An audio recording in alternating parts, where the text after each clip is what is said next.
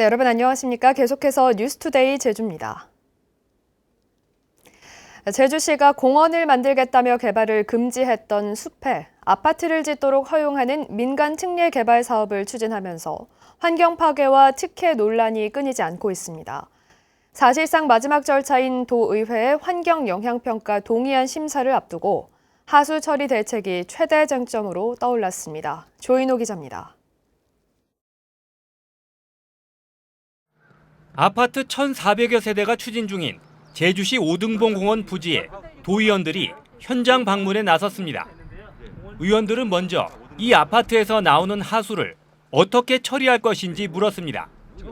제주시 도두동 하수 처리장이 이미 포화 상태여서 현재 용량으로는 이곳에서 나오는 하수는 처리할 수 없기 때문입니다.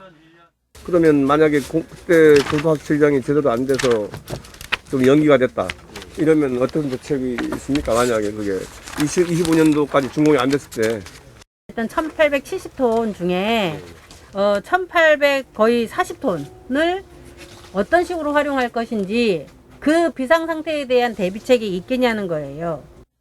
제주시는 하수를 모아뒀다 서서히 배출하는 시설을 만들겠다고 밝혔습니다. 총 하수량의 한 80%를 한 12시간 이상 저장할 수 있는 유량 저장소를 설치를 해가지고 그 시간대 조절이라든지 이런 부분을 충분히 협의하면서 아파트 700여 세대가 추진 중인 제주시 중부공원 현장 방문에서도 하수 처리 대책을 놓고 논란이 일었습니다. 사업자가 하수 처리장 증설 공사가 늦어지면 아파트 입주 시기도 늦추겠다고 밝히자 만약에 2024년까지 저희들이 하수 처리가 공공 하수 처리장으로 못 들어갈 경우에는 그 입주 시기를 조정한다든지 해서 의원들은 하수 처리 계획도 없이 환경 영향 평가를 받는다며 언성을 높였습니다. 이런 계획도 없이 의회에 와가지고 심의해가지고 처리해주라 이거 말이 되는 거예요? 이거? 아니 그 지금 이제 지속적으로 계속 협의를 하고 있는 협의를 하더라도 어떻게 하겠다고 이거를 제안을 해줘야지 그거를. 이게 안 되면 늦추겠다고 하는 거를 여기서 설명하는 자체가 이거 이해가 가는데요, 지금 이거. 그렇잖아요? 계획을 내놔야지 완공을 늦추겠다고 하면 계획이 없다는 거 아니에요? 의원들은 시민을 위한 공원이 아파트 주민들에게 사유화되고 학교 신설과 토지주 반발 대책도 미흡하다고 지적했습니다. 오늘 열리는 환경영향평가 동의안 심사에서도 논란이 클 것으로 보입니다.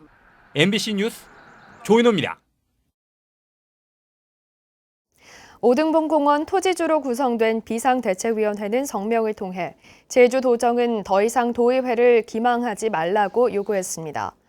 이들은 오등봉 공원에 책정된 토지 보상비는 공시지가가 급상승하면서 늘어날 수밖에 없고 아파트 분양가 상승으로 이어지는데 제주시가 이런 민감한 내용은 뺀 채 환경영향평가 동의안을 도의회에 제출했다고 주장했습니다. 원희룡 지사가 산정 오류를 주장했던 공동주택 공시가격과 관련해 제주 지역은 의견 제출 건수가 감소한 것으로 나타났습니다. 국토교통부에 따르면 공동주택 공시가격 열람안에 대한 제주 지역 의견 제출 건수는 46건으로 지난해 115건에 비해 절반가량 줄었습니다. 공시가격 변동률은 1.73%로 전국에서 가장 낮았고 평균 공시가격은 1억 5천만 원입니다. 국토부는 공시가 이의 신청에 대한 재조사를 거쳐 6월 말에 확정 공시할 예정입니다.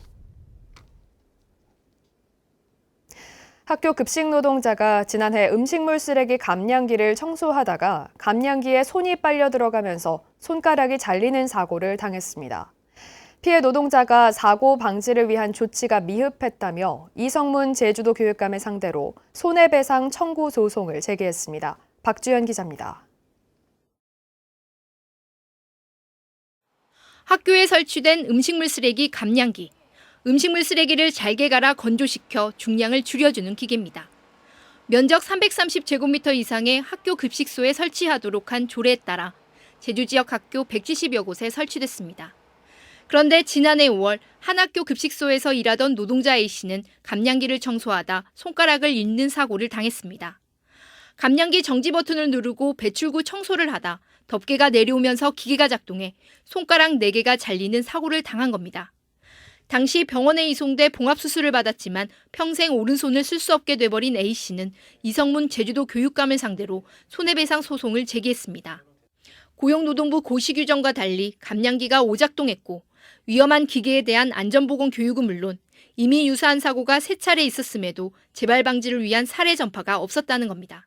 밑에 덮개 부분을 일부라도 올렸을 때는 기계가 자동으로 정지돼야 되는데 이 사건 음식물 쓰레기 감량 정반대로 연동 회로가 구성돼서 그 음식물 쓰레기 감량기의 하자가 더 중단 것이 아닌가 그렇게 판단하고 있습니다. 2018년부터 1년여 동안 A씨와 비슷한 사고를 당한 급식 노동자는 4명. 교육 공무직 노동자들은 평생 장애를 가지게 된 급식실 노동자에게 완벽한 배상은 없을 것이라면서 제주도교육청이 사업주로서 책임 있게 문제 해결에 나서라고 촉구했습니다. 도교육청의 노동안전보호 의무 위반과 안전배려 의무 위반으로 발생한 노동재해 이제 온전히 도교육청이 책임지고 해결하는 자세로 나서야 한다. 이에 대해 제주도교육청은 사고 이후 원인을 조사해 재발 교육을 실시하고 기계를 개선하는 등 대책을 마련했다고 밝혔습니다.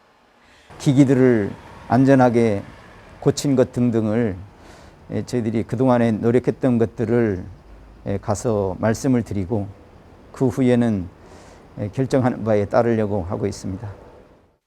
제주에서는 3년 전에도 식품 분쇄기에 손가락이 절단된 급식 노동자가 소송을 제기해 법원이 화해 공고 결정을 내리면서 제주도교육청이 손해배상금을 지급했습니다.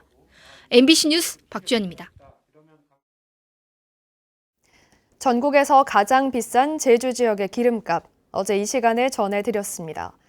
정부가 기름값 안정과 유통 구조를 바꾸겠다며 도입한 알뜰 주유소도 제주에서는 일반 주유소와의 눈치 보기에 큰 가격 차이 없이 유류를 공급하면서 도민들의 불만을 사고 있습니다. 오승철 기자입니다.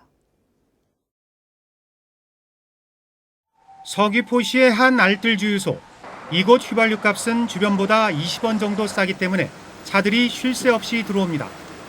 네, 이왕이면은 아무래도 가격이 조금은 저렴하다 보니까 알뜰 주유소를 찾아다니고 있습니다.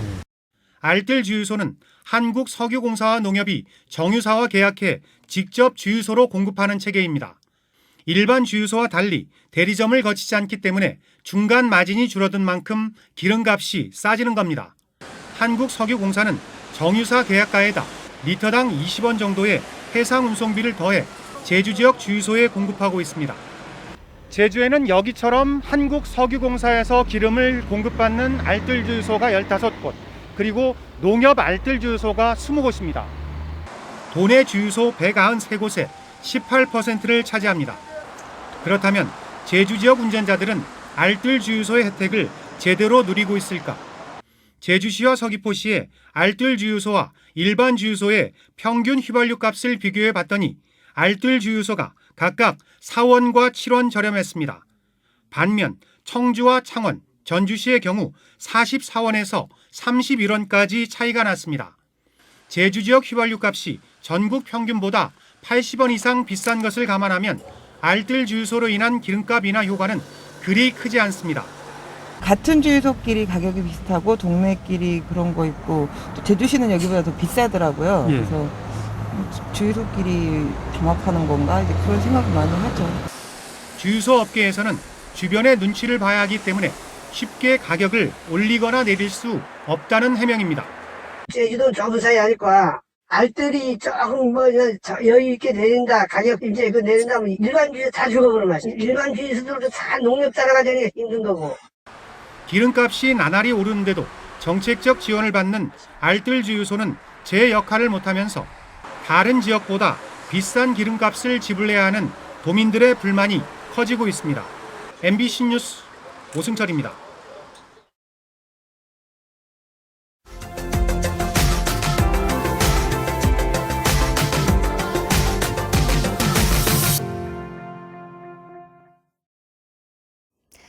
건물 높이가 3층 이하로 제한된 목포 지구 단위 계획 구역 안에 20m에 달하는 높은 건물이 들어서고 있습니다.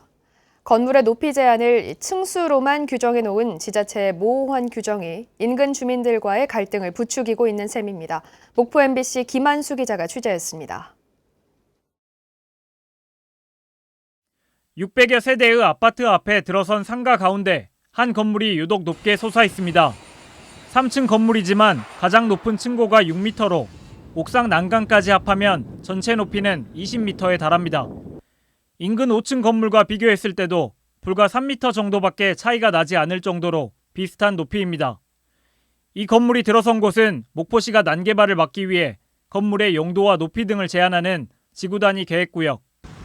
하지만 건물 높이를 3층 이하로만 규정하다 보니 한 개층의 높이를 건물주가 임의대로 높게 정해도 목포시는 허가를 내줬습니다. 인근 아파트 주민들은 조망권을 침해받고 있다며 반발하고 있습니다. 바다 그 전망 좋다 해갖고 한 3천만 원, 한 3천, 4천 정도 더 줬어요. 그래도 값어치가 있겠더라고요. 그럴 때 다수의 이익에 반하는 한 사람의 개인의 어떤 이익을 적극 옹호하는 그런 건물의 허가를 내주지 않았는가 하는. 목포시는 높이 제한 규정을 어기지 않았다며 제재할 방법이 없다는 입장. 법에서 정확하게 명시된 부분이 없다 보니까 그 부분에 대해서는 일반적으로 민사적인 소송이라든가 본인의 권리를 찾기 위해서 그런 방법을 취하고 있는 경우가 많습니다. 하지만 주민들의 민원이 계속되자 건축주와 협의해 옥상 난간의 높이를 일부 낮췄다고 밝혔습니다. 논란은 애매한 규정 때문입니다. 국토교통부 훈령 지구단위 계획 수립 지침에는 건축물의 높이 규정을 층수와 병행하여 지정할 수 있다고 되어 있습니다. 병행할 수 있다는 의미가 그걸 대체할 수 있다는 의미는 아닌 것 같거든요. 근데 원칙은 미터가 맞는 것 같고요.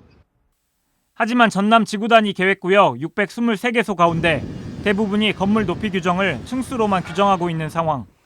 애매한 규정이 조망권 분쟁 등 갈등만 키우고 있습니다. MBC 뉴스 김한수입니다.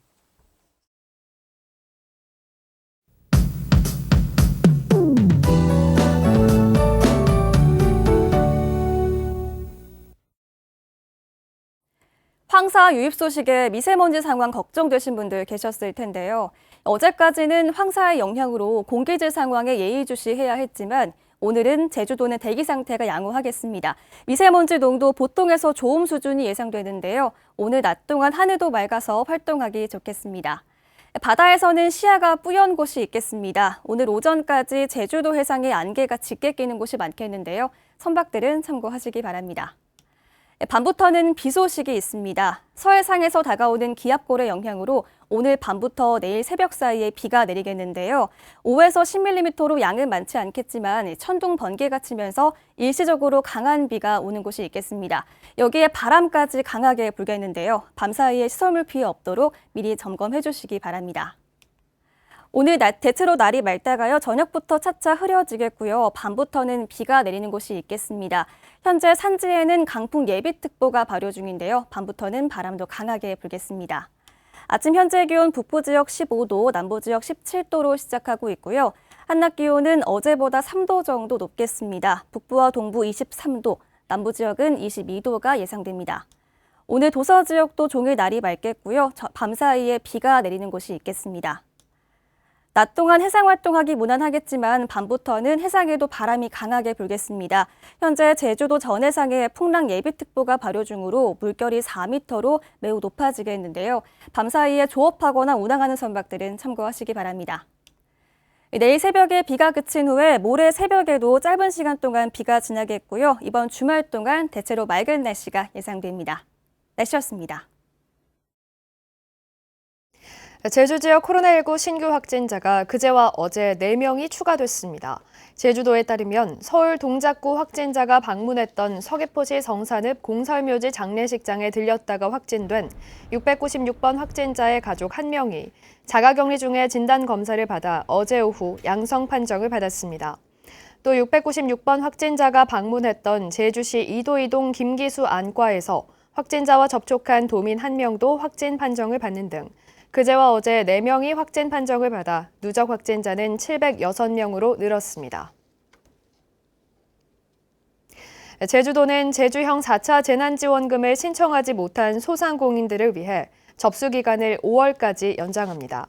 신청 대상은 정부의 버팀목 자금 지원 대상인 소상공인이거나 제주형 방역 조치로 피해를 입은 제주에 사업장을 둔 소상공인으로 해당 업종은 오락실과 임의용실, PC방 등입니다. 지금까지 제주형 4차 재난지원금은 업체 4만 4천여 곳에 244억 원이 지급됐습니다. 원희룡 제주도지사가 정부의 부동산 공시가격 산정에 관한 전반적인 시스템이 개선돼야 한다고 밝혔습니다.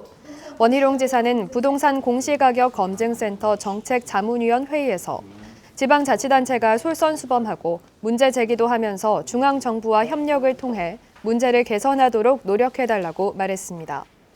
제주도는 어제 회의 결과를 바탕으로 표준주택 수 확대와 공시지가와 주택가격에 대한 학술 용역 발주, 지자체 권한 이양 등을 추진할 계획입니다. 화가 이중섭의 유명 작품 10여 점이 제주에 올 예정입니다. 고 이건희 삼성그룹 회장 유족은 이 회장이 소유했던 이건희 컬렉션 미술품 2만 3천여 점에 대한 기증 계획을 공개한 가운데 서귀포시 이중섭 미술관에 섭섬이 보이는 풍경 등 이중섭의 유명 작품 10여 점을 기증하기로 했습니다. 서귀포시는 이중섭 미술관 발전에 큰 계기가 될 것이라며 환영하고 기증 작품에 대한 자세한 내용을 오늘 공개하기로 했습니다. 깔따구 유충이 발생했던 서귀포 강정 정수장 수돗물이 내일부터 정상 공급됩니다. 제주도 상하수도본부는 강정 정수장에 0.005mm까지 걸러낼 수 있는 정밀 여과 장치를 추가 설치하고 개통 배수지 청소 등 정수 처리를 고도화해 내일부터 수돗물을 정상 공급한다고 밝혔습니다.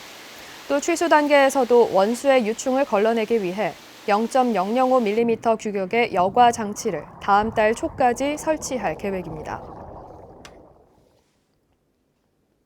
신재생에너지 과잉 공급으로 풍력과 태양광 발전기를 강제로 멈추는 출력 제한이 잇따르면서 제주도가 발전 사업에 대한 총량제 도입을 검토하고 있습니다.